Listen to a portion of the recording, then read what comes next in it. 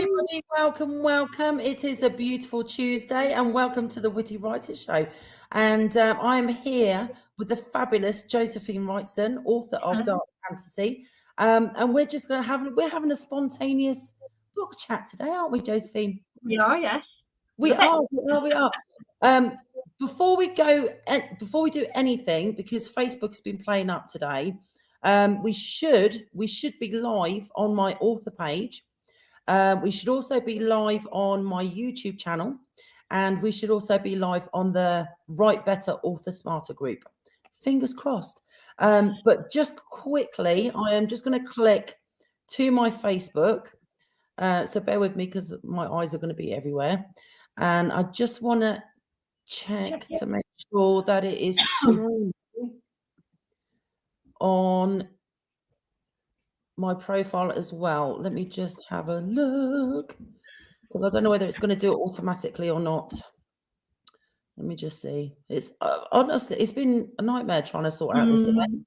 Normally, Josephine, it's so easy to do, but that has not been the case this time. You're there on the right, live on the Write Better Author Smarter. I can see us on that one. Fantastic. So I just want to, oh, there we go. I can see us. So I'm just going to share our stream on my profile now. Yes, she is. Nick's telling us, yes, we're on as well. So I can see people jumping on as well. Welcome. I am literally just sharing to my group everywhere.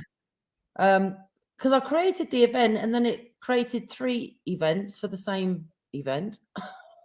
so I was having a bit. I don't know. You can click it when you're sharing stuff. You click in and you can have 6 or 7, and all of a sudden it's gone multiple, and you think, oh right, okay. Oh no, it's ridiculous. I've posted it to my group as well. Right, I can see us. Hang on a second. Share to story as well. There we go. Okay, I think I've shared everywhere. Hopefully we'll have lots of people joining in today. Oh, and we've already got people saying hello. Oh, it's so lovely. We've got Heather. Heather's joining us. She says, oh, hello, Heather. From Gemma and I. Everybody needs to check out Gemma's page. She's got a book club and she's had some amazing authors on recently. It's going great runs still. It is. It's been running as long as she has now. Yeah. For sure. And if you look at her page, you can see all her most recent videos. And she's also got a fantastic YouTube channel as well. So please check it out.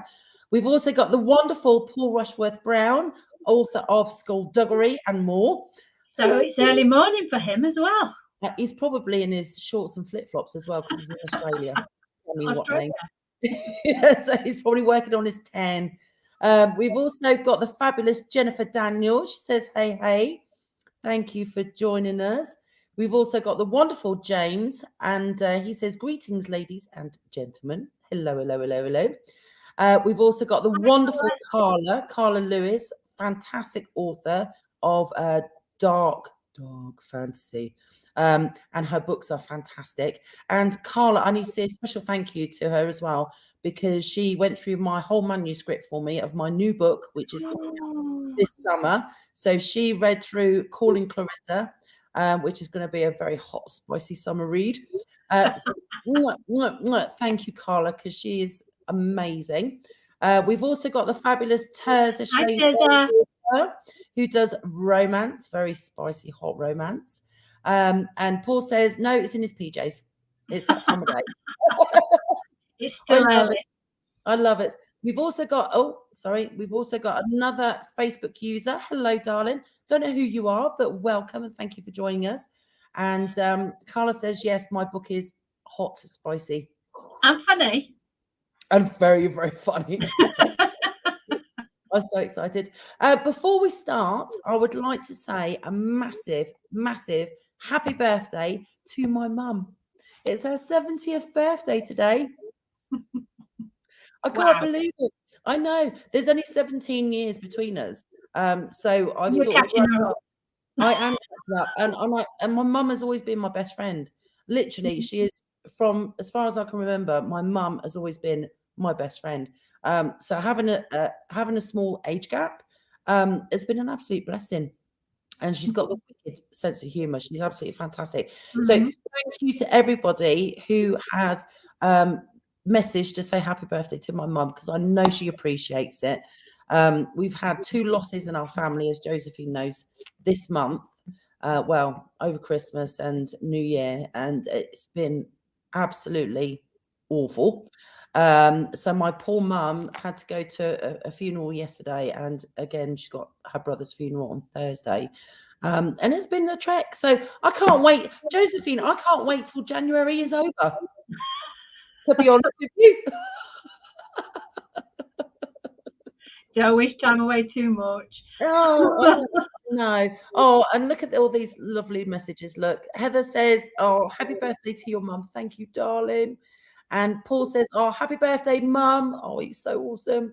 Terza, happy birthday, mum. Thank you so much. My mum is going to be like thrilled, honestly.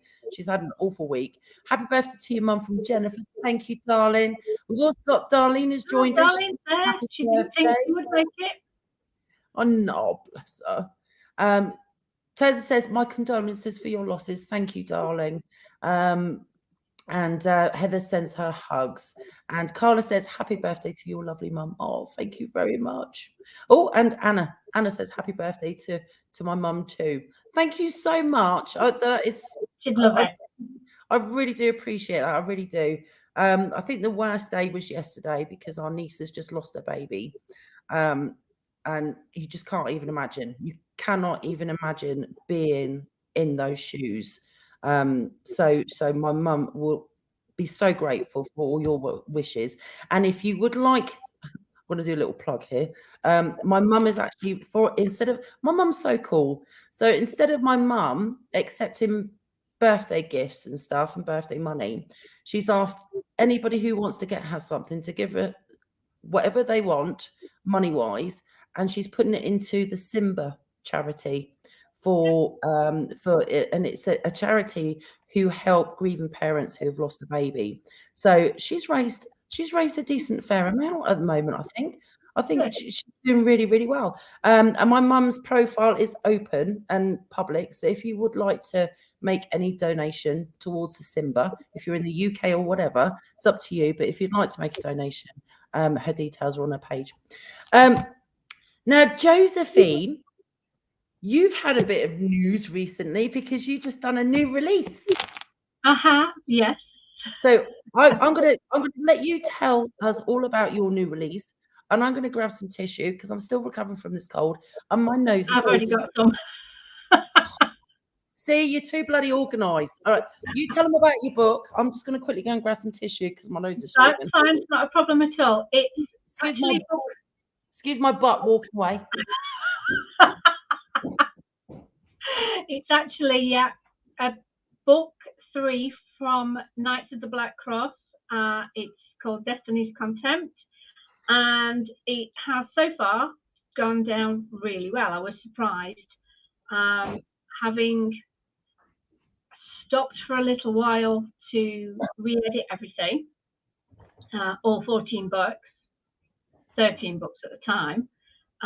Salvation was the first one I got back into writing with, but Destiny's Contempt is number 15 now.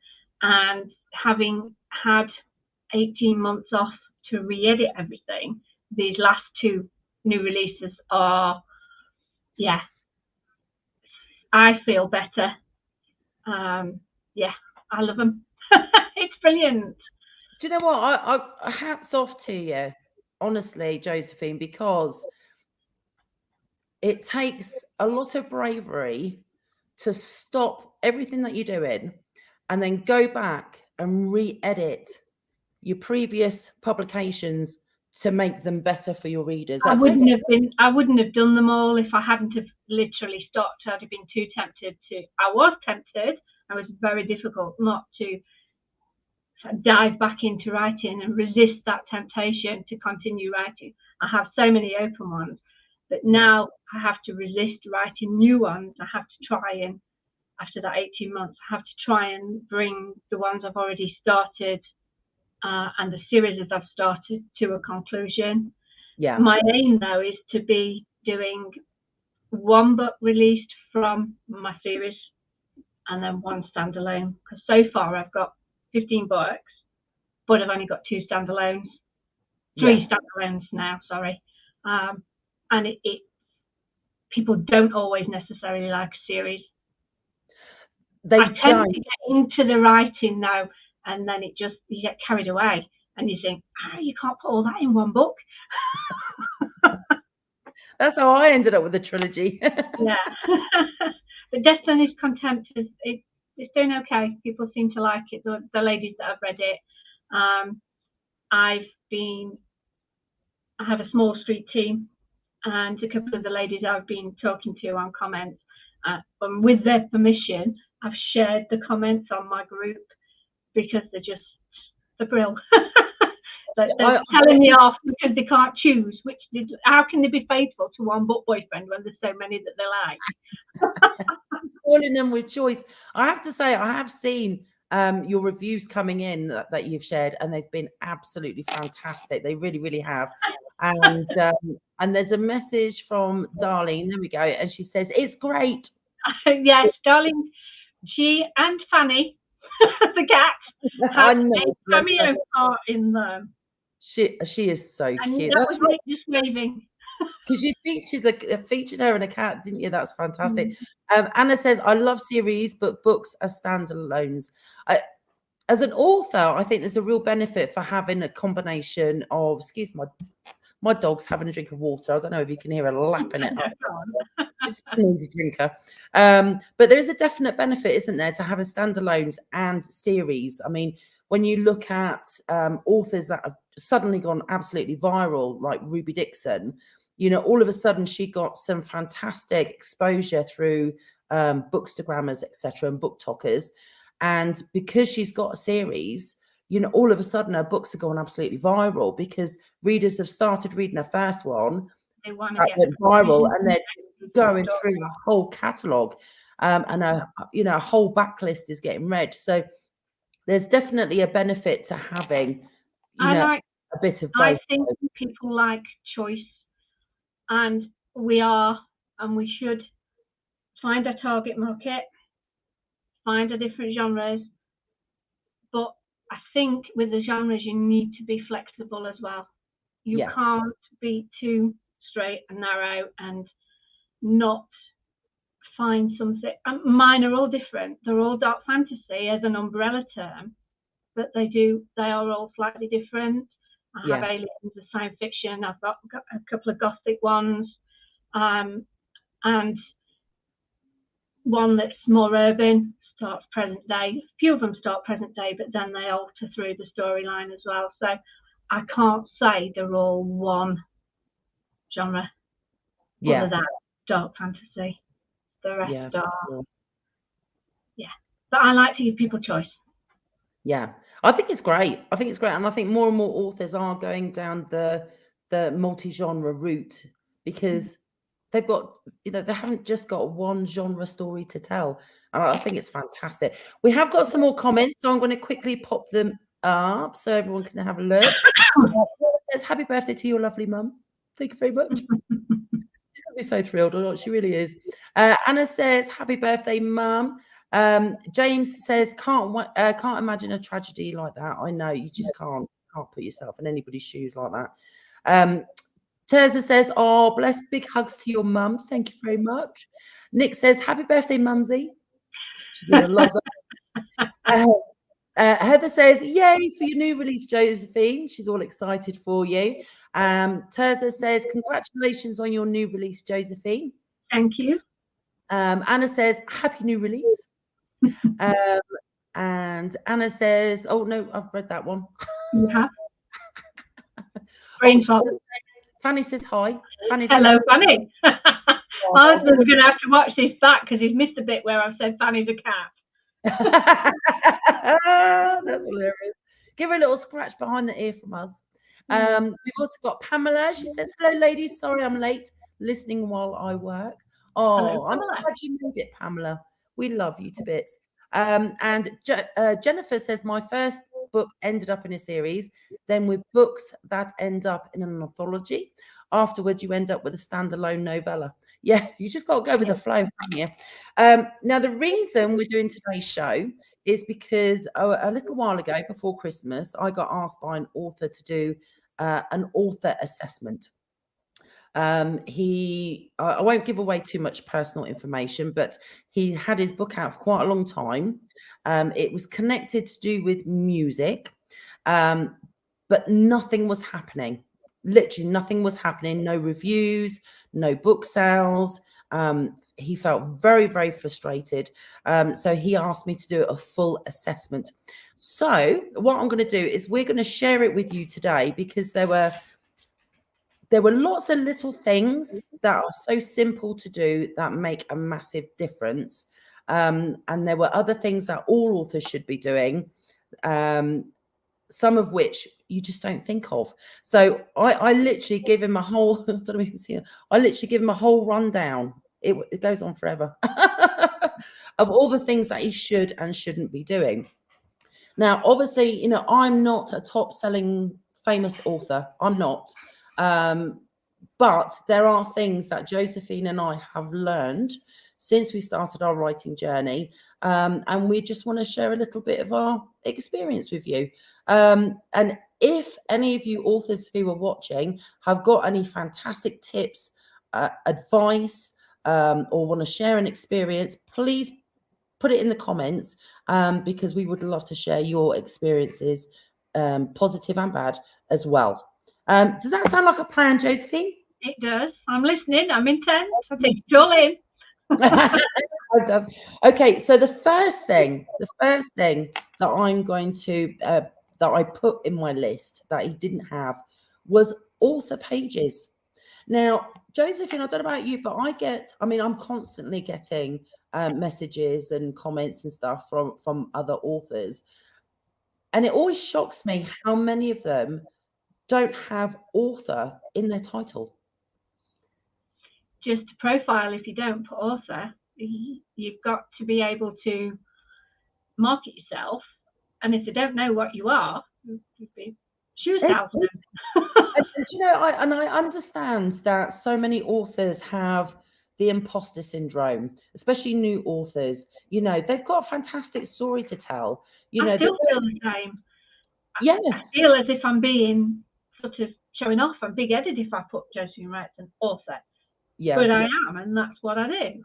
And you have to declare it. And I think the hardest thing is coming out to your family and friends as a new author, because a lot of times you're surprising them, because let's face it, most of us have secret goals and secret things that we want to do that we don't share with friends and family. And then all of a sudden we get this sudden determination. I am going to do it. I'm writing a book. And I didn't suffer with that one, I will say, because I shouted it from the rooftops. So did I. But yeah, I still occasionally feel, not really. Is it okay? The imposter syndrome's still there, but that is how I have built my reputation. Talking, people walk past. We're quite rural where we are, and we get walkers walking past. And although we have a backyard, the sun is on the front in the morning, so I'll sit on the front with my book and my pad and whatever else I'm doing with my headphones on. They'll walk past and they'll start a conversation. They'll ask me what I'm doing, so I'll tell them. I've given out more signed copies that way than a little. It is all about interaction, either online or in person, whichever. It's interaction and telling them what you do. And if there's no title, they're not going to know what you do. And I think you have to own your goals. And I think if you don't put your name and author next to it, people aren't going to take you seriously if you're not declaring you're an author. I do find some people who are a little bit more traditionally minded still think as an indie author or an author of the romance smut books that they're not like genuine, but they are. They are, and there's a massive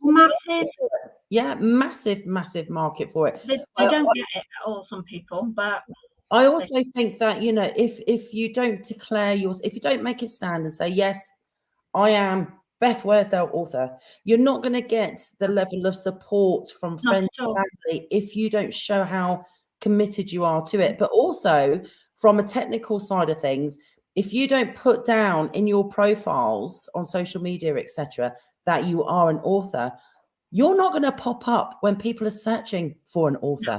You know, and there's the book community is massive, absolutely massive, and you know, there's such a mass majority who love to follow their favorite author, especially if they're outgoing like we are.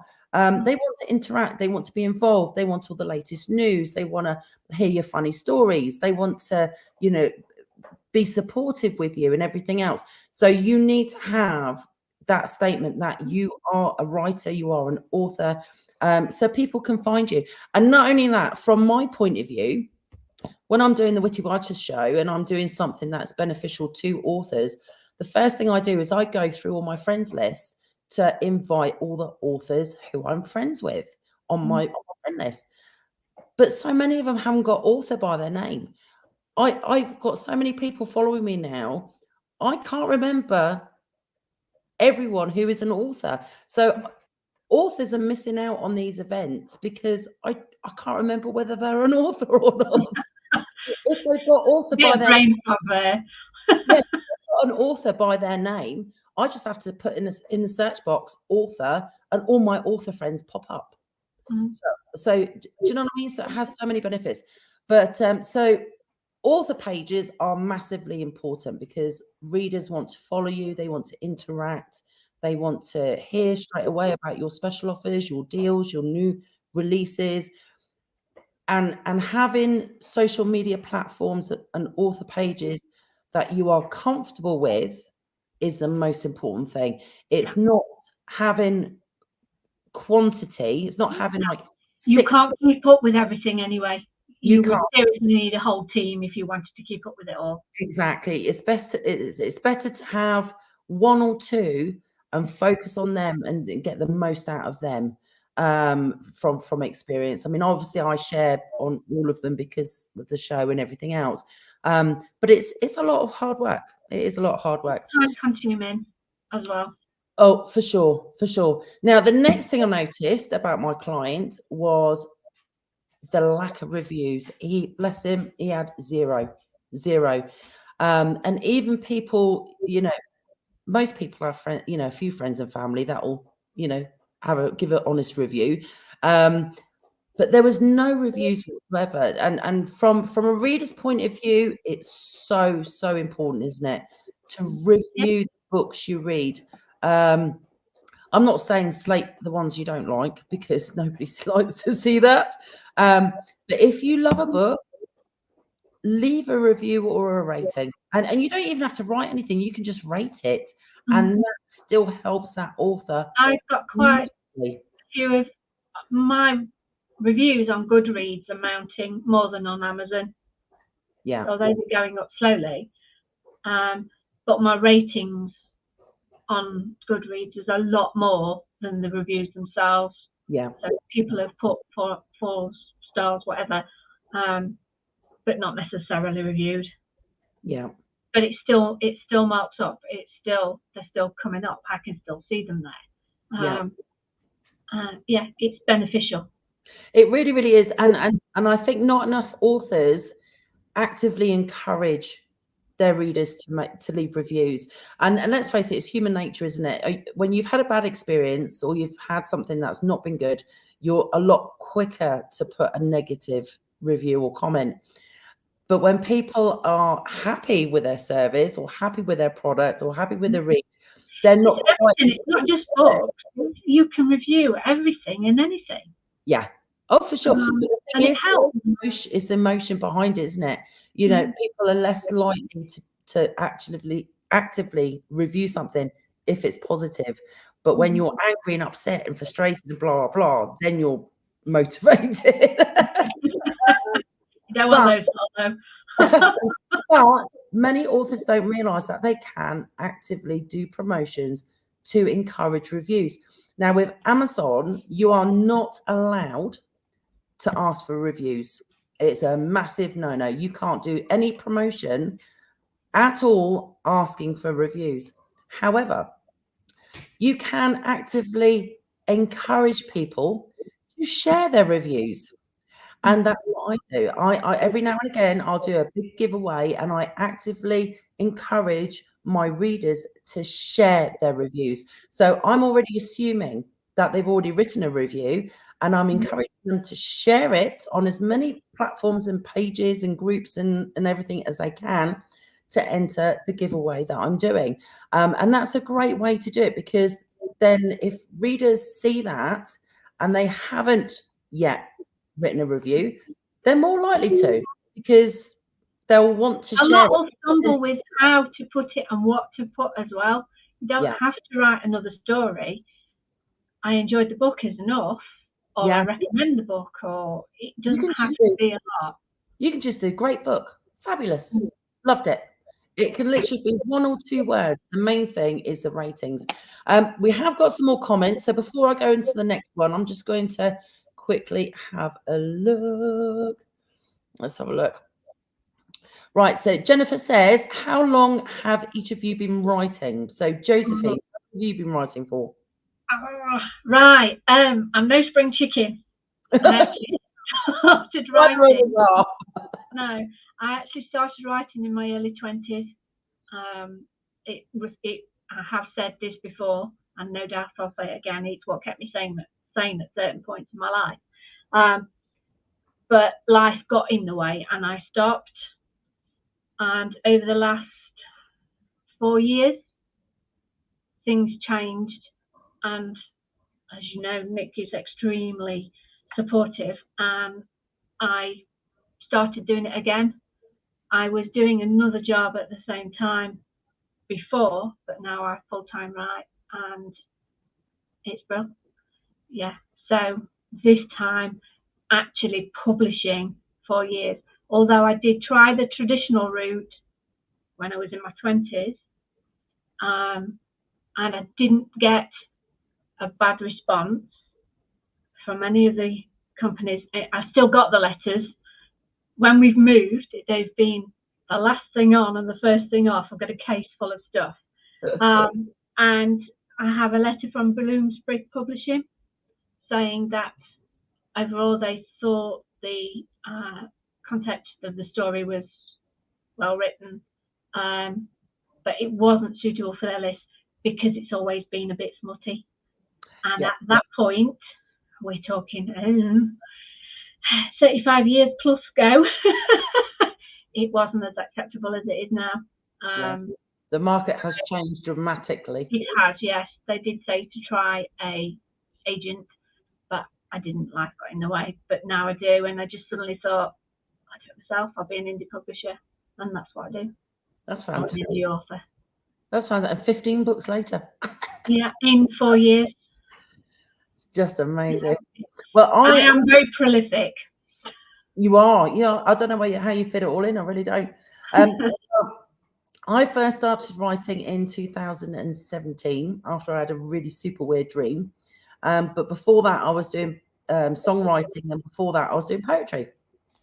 And just an FYI, while I've got everybody here, you can now download the adult edition of Earth's Angels free on multiple platforms, including Barnes & Nobles, Kobo, Tellini, Smashwords. There is another one, isn't there? There is. I can't think of it right now. If you look at my profile, there is a books to read link with all of the platforms where you can get it, download it for free. But it is the adult edition only. However, my young adult editions are still available on Kindle Unlimited on Amazon. So I just wanted to let everybody know. And if you want to buy your other half, a fantastic read, our books, if you order them now, you will get them in plenty of time for Valentine's Day. Just saying. You will. Just saying. Okay, so Nick says, can you write and cook at the same time? As the more books Joe writes, the latter my dinner.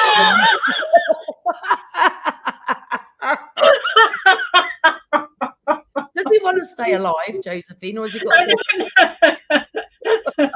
Oh dear, I walk round when I am cooking his dinner. I've usually got headphones on listening to what I've written, and then running back to my pad and editing a bit, and then going back to what he's doing. See, Nick, I don't know how I do it, but I do it. We're multitaskers. Oh my gosh, that cracks me up. Anna says, I stalk author pages. There we go. And so many people do. There's so many authors who I follow on social media. One, because I love their books. And two, as an author, when you follow traditionally published authors, you get to see what's trending. You get to see what the current trends are for marketing. And I think that's so important because, you know, traditionally published authors have got massive backing by these massive publishers who spend thousands on research. So if you see the type of marketing that they're doing on their pages and see how it changes and gets updated, etc., then you can do that similar style, that similar trend, and keep up with the big boys. Yeah, there are an awful lot of indie authors that are equally as good as the traditional ones. Well, I can see some of the traditional ones coming over to indie. There are many authors who were traditional who are moving to indie because they can earn more money. And I have to say, it's very easy to do that when you've already built up your platform, when you've already got that reach, then it's very easy to switch over. But I can understand why they do it, because you do have more say. You do, you know, you do have more creative power over your own work. Yeah, for sure. But it is a lot easier if you're already traditionally published, that's for sure. Okay, Terza says, yes, you burn yourself out if you try to keep up with everything by yourself alone and when you don't have a team. Absolutely. She knows. She does it herself. But there are ways around that, though. I mean, as Josephine knows, when I want to create any type of video, like quick, fun, just spontaneous, then what I do is I create it on TikTok first. And then because I've linked TikTok to my Instagram, the moment it's uploaded to TikTok, it then takes me automatically to Instagram. So then I can share it there. Anything I upload to Facebook is linked to my Facebook. So it literally goes, so it makes it a lot easier to share on multiple platforms. You're more technically minded than me. but then again, you have different hashtags that do better on different platforms. So obviously, you know, it's no point in doing a TikTok video and having authors of TikTok, writer of TikTok, book talk, blah, blah, blah, blah, blah, and then not changing them for Instagram, because Instagram has their own writers of Instagram, authors of Instagram, you know, bookstagram, you know, so that can take time. But what Josephine and I do is we make notes. We make a lot of notes, mostly on our phone because it's easy to copy and paste. But on my phone, in my notes app, I actually have the most used hashtags for each of the social media platforms that I can add to. So, you know, I'll have my list. Yeah, sci-fi, hashtag sci-fi, hashtag fantasy, science fiction, fantasy. So all the most general ones I have all grouped together specifically so I could just copy and paste. I have and then add. Exactly the same, but in my files. And I have links, hashtags, blurbs for each of my books that I use. And I've actually started adding the hashtags because the books are different, so the hashtags are different for each book. And then I can copy and paste that, and it cuts out so much work. It does. It really does. Oh, and they are important. That they're super important, and not enough authors use them, but it is so important because that's how we get found by readers. And I've even started doing my own hashtags now for my own books. Yeah. My series and my own name as a hashtag. Yes. Because it's picking me up now. I've got That's quite it. a large online presence, and it is picking me up now. So and that's where my imposter syndrome comes in, because I'm putting hashtag Josephine Wrightson author, and that's serious stuff. Yeah. Yeah. Well, the thing is, and what people don't realize is that the majority of social media platforms, they all work like search engines. Everything works like a search engine now, because every single app, Same as Amazon. yeah, every single Apple site has a search box. If it's got a search box, you need to be using hashtags, because then you will get found, and these algorithms pick up how many times your hashtags have been using. So if Josephine's been doing a load of posting and sharing for her book release, and she's been using hashtag, Josephine Wrightson, then the Facebook, Instagram, TikTok, all these algorithms are picking up how often that gets shown. So especially with Josephine's street team, if they're sharing her new release, all of those times that her name's popping up on the hashtag, it's clicking those algorithms and starting something that could potentially go viral. So it is super important. It really is. Right, let's have a look. I've got some more comments. Excuse me. So Terza says, trying to get reviews is like pulling teeth. Constantly. It's never not like pulling teeth. I know. So again, what I would do, Terza, is do a big promotion giveaway of some sort, saying share your review for a chance to win, blah, blah, blah, blah. And the more times you share that review on these different places, you get more entries. And that's what I do. And it works so well. It really does make a massive difference. Anna says, I review everything. I read reviews as well. I am exactly. We all do. Just because we're authors doesn't mean that we don't read. I read a lot. Yes. I am reading Sarah Louise's Just Drive at the moment. Yeah. So yeah, I've already read a new release. It's so isn't it? It really is. It can really help launch an author. I mean, I actually argued with Amazon at one point, because I bought the book. It wasn't a freebie. I bought or a giveaway. I brought the book, put the review on, and they took it off. So I went back and I said, "Ma, you can put that back. I've paid my money for that book. Yeah, verified. I've reviewed it. Just because I'm an author does not mean I do not read." And it did get put back. Yeah. You do have to watch that a little bit. Every now and then you'll just lose some, because it's the way it works. And authors are generally can't say the word, prolific author readers. So we tend to read and review the books more than most people. It does make a massive difference.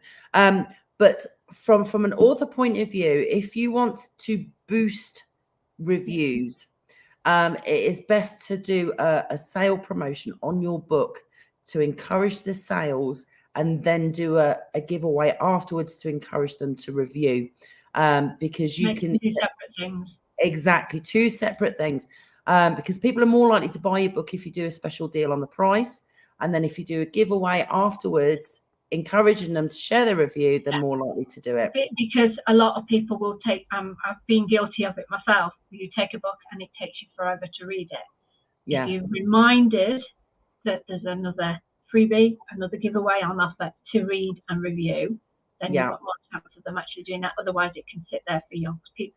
They love a cover, they love the sound of the book, they put it there, but then next week something else comes up that they're excited about as well.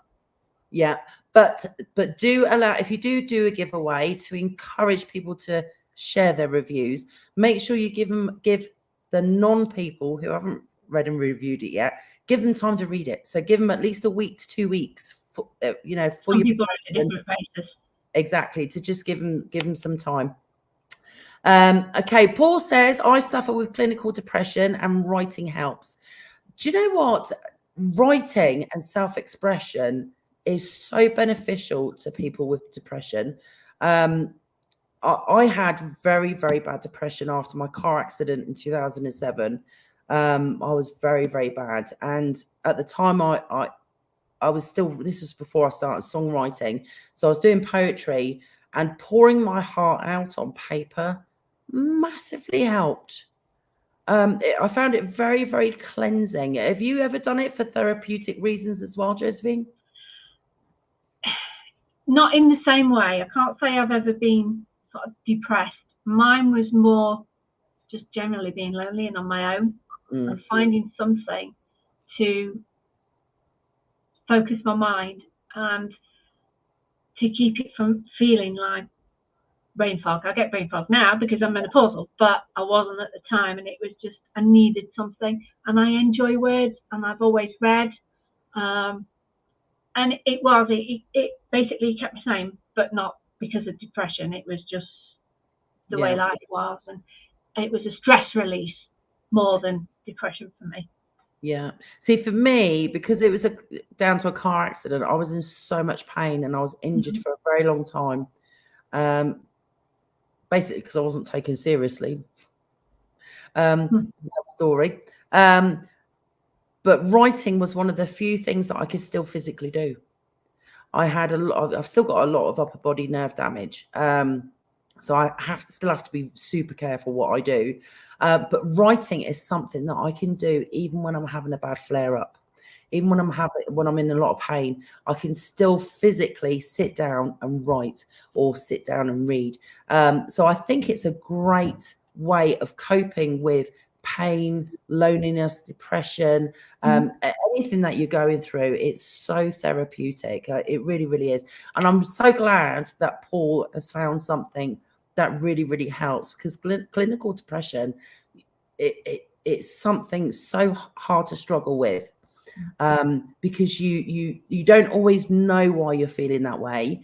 You don't always know how to alleviate the feelings.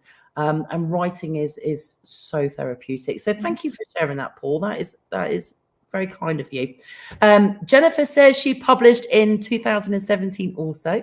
See, great minds think alike. I love it. I love it a lot. Let's have a look. Darlene says that one is great too. I can't remember what we was talking about at the time. I'm sorry, darling. See, we're both menopause. I've already done it, been through it. And poor Josephine's going through it right now. So we're both as each other. I've been going through it for too long to even consider I eat it early. So we make it right. This is why we get on so well. Darling says love heart. And Terza says that's what audiobooks are there for. I love audiobooks. I really do. I think that was to do with you saying about the headphones. But Josephine, like myself, we both, when we're writing our books, and especially during editing, we tend to listen to what we've written, don't we, to see how it comes across. And it's such a good tip, honestly, because you'd be surprised how many errors you are blind to after you've been editing and editing and editing.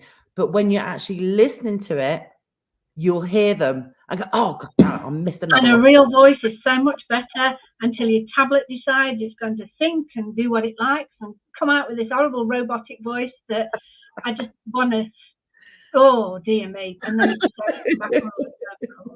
It's awful, but I still listen to it because it's better. But, yeah. Oh, bless you. Darlene says she was talking about Earth Angels. Oh, thank you. Now we've got it. Thank you. She left me a lovely review, bless her. Oh, Mary's just dropped in. She says, just dropping by as I am hammering away at my keyboard as usual. Envy all your marketing knowledge. It's all trial and error, Mary. It is all trial and error. She says, as for ducks, outside material I've written, I have none in a row. I have squirrels. I think we all might have a few of those. About that in the belfry. She says, I saw Terza's comment about a team. Nope, don't have one. Have tried to get one. However, it's hard. It's very hard building up a team of very much so. Of like-minded readers who are like yourselves. And it does take time, and it takes a slow build up. This is my second attempt. Yeah, I have cracked it this time, touch wood. Yeah. They're brilliant.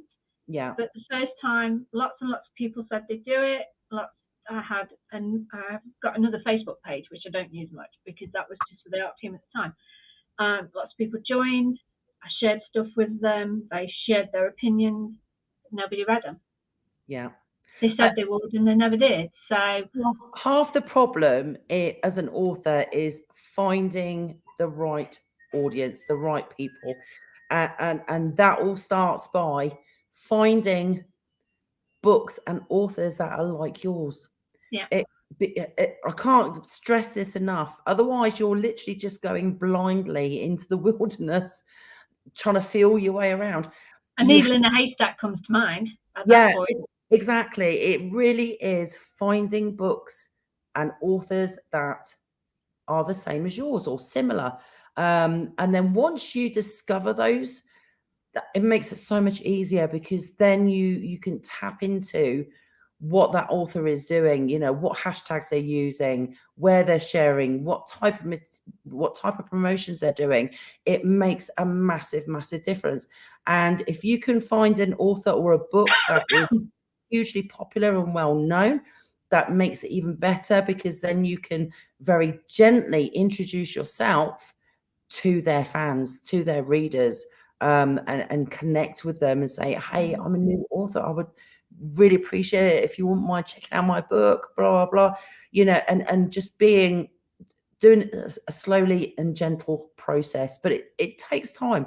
It does take time. Some of the groups, people will ask what they're looking for a new read, they're looking for a book. This is what the criteria they're looking for, similar to, and like you said, the authors that they already read. There's nothing wrong if they put a post up to ask and making a comment, if you don't mind me self-promoting, I have this. Yeah. And also, I want to make this very, very clear. The marketing world is constantly changing. It is always different all the time. Obviously, nowadays, videos are a lot more impactful for advertising than anything else, because, you know, all the social media platforms do it. You know, TikTok, huge. YouTube, huge. Facebook, huge. Instagram, huge. They all do reels and videos, etc., etc. What a lot of authors make the mistake of not doing is checking out current advertising. I see too many authors doing images and videos that are just too much. There's whole paragraphs of writing from their book. Nobody is going to look at or two, your tagline, anything. Exactly. Nobody's going to read it. You know, so I mean, when you think about it, you see a movie trailer. I love movie trailers because I think they're the perfect example. I do my own. Exactly. But when you see a movie trailer for a big film that's coming up, and taglines. It's taglines. It's bang, bang, bang. First line, coming out soon. Second line is normally review taglines. Action-packed, epic, must watch. Do you know what I mean? With the visual images, there are no paragraphs of script from the movie. They don't do it. People don't want that. And you don't have to pay a fortune for them. You really, really don't. There's a good app, iMovies, on the Apple products, on the Apple devices, which I use. Now, there's a limited amount of templates, and you have to work within those templates. Yes. But with different images, you can make it look really visually excellent. You can. What you do then is, Sarah Louisa has a TikTok and we share it. I put mine on and hers and do hers, and then I swap it about and make the shorten them slightly, dull the sound that's already on it. Yeah. And then putting more music to it, so that is the difference, so that they're not all the same, and they're free. Exactly. And they are. I have to say, I like my trailers. I've really got into making the trailers for them. Oh, I'm that's so it's fantastic. And for anybody who wants to create something like that, just remember, if you're showing, you know, different, if you're using lots of different images, you only want a short tagline on each image change. If you can't read it as soon as it comes up, it's too long. It's too long. However, if there is a trending style at the moment where, you know, you flip a book while you have, you know, a very short paragraph of a key moment in that book. 2 or 3 words. Exactly, but it's literally 2 or 3 lines, and it doesn't change. It gives you enough time to sit there and read it. But you do have to be careful. But the thing is, as I said, you need to look at what is trending in the marketing world. You know, what are the movie production companies doing to advertise their movies, because they know what's trending at the moment, what people are looking for. I always look at those. Let's have a look. Right, we've got quite a few more comments. Let's have a look. Oh, Nick says, great job, Joe can copy and paste, and I can take a 6-foot blackboard off the kitchen wall. She needs that for a storyboard, Nick. She still needs that. Mary says, I review everything I read. I know you do, my darling. You are absolutely awesome. And I still need to review Mary's book. I'm sorry, Mary. I will get to it. There's been a lot going on. I will do it, I promise you. Anna says, Anna, can you please review Red Winter Journey? There we go. See, if you don't ask, you don't get. Okay, Mary says, I haven't noticed reviews have helped me. Seriously, not enough readers. Now, another thing. Reviews are great. We love reviews. But how many times do you see an author actually sharing a review that's been written? They just it comes back to this imposter. I know you and I do, because, you know, we just get on and do it. But so many authors don't. So many authors don't. I have another Facebook group with Beth Hildebrand as well. Cobweb Club News and Reviews, and that is just all about reviews. Yeah. They are. You need to review. It's a book. You've got to share it. And the thing is, when you look at like word of mouth. Exactly. When you look at traditionally published authors and movies that are coming out, every single time they will have 5 stars, epic read by book list or whatever. Those publishing companies send out thousands of copies to all these different reviewers and companies, grab all those reviews in, collect the best ones, and plaster them all over their new release. You have to blow your own trumpet. You do, because no bugger else is going to do it for you. And the thing is, the reason I like sharing reviews, it's not an ego thing. It really isn't.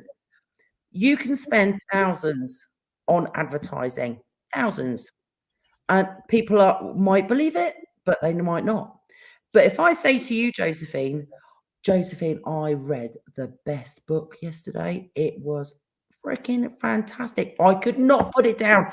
Literally, I was up all night. I kept thinking, just one more chapter. No, I had to read the whole thing. I have a comment along those lines. One lady said she was getting to the end. She needed to go to the toilet, but she didn't go until she got to the end, and then it just finished because it's a series. How dare you leave me like that when I need to go for a wee?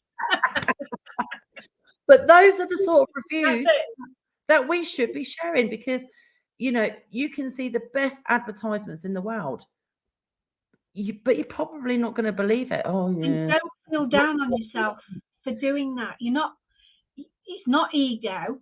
No. You're sharing what readers will need to see, to know, to see if it's recommended. Exactly. Maybe then they'll pick it up. I'm not saying they will. Yeah. It's only what the big advertising companies do. It's only what traditional publishers do. Absolutely. The authors themselves are not doing it. The companies are doing it for them.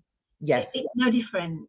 it isn't. And you get used to it after. It is something that, like, because you do feel egotistical when you're doing this, but it is something you get used to. The way I wrapped my head around it was I am publicly thanking that author for that reader, sorry, for that review. I will share it everywhere on all my platforms, personally thanking that reader because I appreciate it so much. And tagging them in it. And tagging them in it. And if their friends and family happen to see it, brilliant. But I want to publicly thank that person for taking the time out of their day to leave that review, and I will share it everywhere. And it makes a massive difference. The reader feels so appreciated. Not only that, they're more likely to read your next book because you're grateful for them reading and reviewing the previous one. It builds up that relationship, doesn't it, between you and that person. I have relationships now with people that I've never met. Yeah. That are my readers, and they're brilliant. One lady sends me presents. They're absolutely fantastic. Listen, we've literally got, I can't believe an hour has gone by already. Oh dear. Ridiculous. That's absolutely ridiculous. We have got a ton more comments. So Josephine and I, because I can only do an hour, otherwise it's a nightmare uploading it everywhere. So what we'll do is Josephine and I, between us, we will be answering people's comments that we haven't got to. But just so you know, because the list that I did was like super long. A lot longer than what we've talked about. Yes. So what we'll do is next time we do our spontaneous book chat, we will try and cover pricing on ebooks and paperbacks, because you'd be surprised how many people have got them all too high. Amazon categories, and hopefully, if we can, we'll discuss the plus A content. You need that. That's brilliant. That works wonders. I love mine. That might be a whole show by itself. So it makes the page look so pretty. It really does. Now, listen, everybody. I just want to quickly tell you that my husband's now working from home, and sometimes I know when he's going to be here, sometimes I don't. So Josephine and I will be doing a lot more spontaneous shows for the Witty Writers Show. So make sure you follow my social media, because if we do manage to get together and yes, okay, we can do it in a couple of days. To bed in a minute. Then follow us, because we will share when we're going to be doing the next show. And who knows when it will be? It could be like we might end up doing 2 in 1 week, 1 in 2 weeks. We're just going to have to go with the flow, unfortunately. But thank you everybody for watching and joining in. Put your comments in the box, because we will try and get to them as we go through. And thank you so much for joining us. Thank you, Josephine. I can't wait to do this. Now go and punish your husband, because he's very cheeky. I have to do something. See you later, everybody, and bye for now. Bye.